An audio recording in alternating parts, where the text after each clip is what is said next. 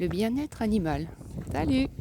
Je vais te faire une vidéo parce que j'ai des interrogations sur pas mal de choses et en même temps, je vais te montrer un petit peu le paysage qu'il y a autour de chez moi. Ça sera plus sympa aussi pour toi.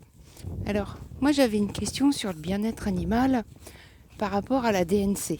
Alors, je veux surtout pas jeter la pierre aux vétérinaires, hein. Je ne suis pas vétérinaire et loin de là.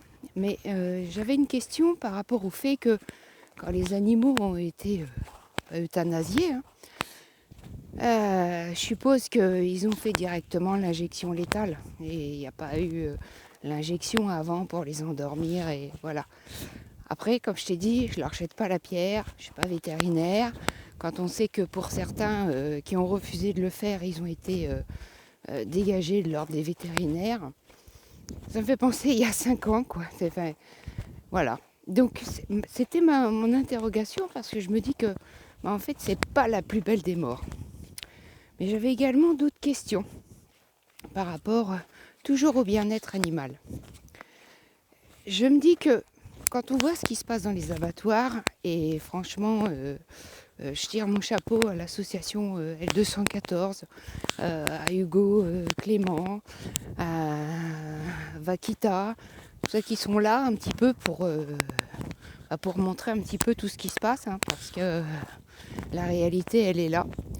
Quand on voit ce qui se passe dans les abattoirs, je me dis que pourquoi est-ce qu'on ne ferait pas une injection pour endormir en fait les animaux et puis après les euthanasier. Je me dis que voilà, parce qu'on peut l'éviter cette souffrance animale, bien sûr. Alors de par notre consommation personnelle, c'est sûr, mais également par les conditions d'abattage. Je ne suis pas la seule fervente là-dessus. Mais je me dis que on a été capable d'euthanasier des animaux sains qui avaient même pas la DNC ou même pas quelques symptômes de DNC. On a tué en fait des innocents, hein, dans des conditions, voilà, c'était pas les meilleures conditions non plus parce que il y avait tout, il y avait les gaz, il y avait le bruit, enfin voilà, les animaux étaient complètement apeurés. Mais à côté de ça, on sait très bien que la DNC, c'est pas transmissible à l'homme. Au niveau de la viande, elle est consommable.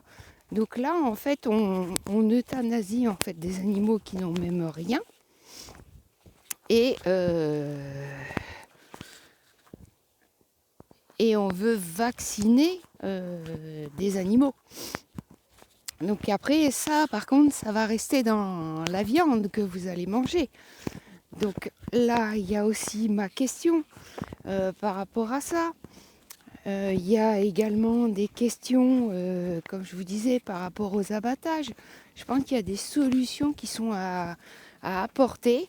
Après, moi, j'ai pas les connaissances d'un vétérinaire. Donc si jamais il y a un ou plusieurs vétérinaires qui écoutent cette vidéo et qui sont prêts à partager leurs connaissances, bien sûr, hein, écoutez, ça sera avec plaisir.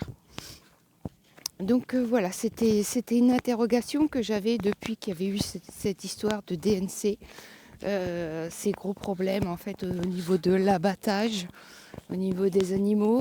Il y a des solutions qui sont certainement possibles, même pas certainement, je suis sûre que c'est possible.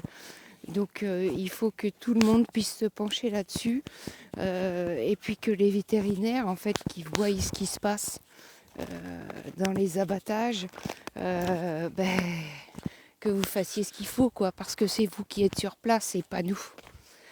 Voilà. Et bien sur ce, je te laisse profiter de cette belle journée ensoleillée avec beaucoup de neige par chez nous. Voilà, en tout cas, c'est un plaisir. Et je te souhaite une bonne journée. Je te dis, prends soin de toi.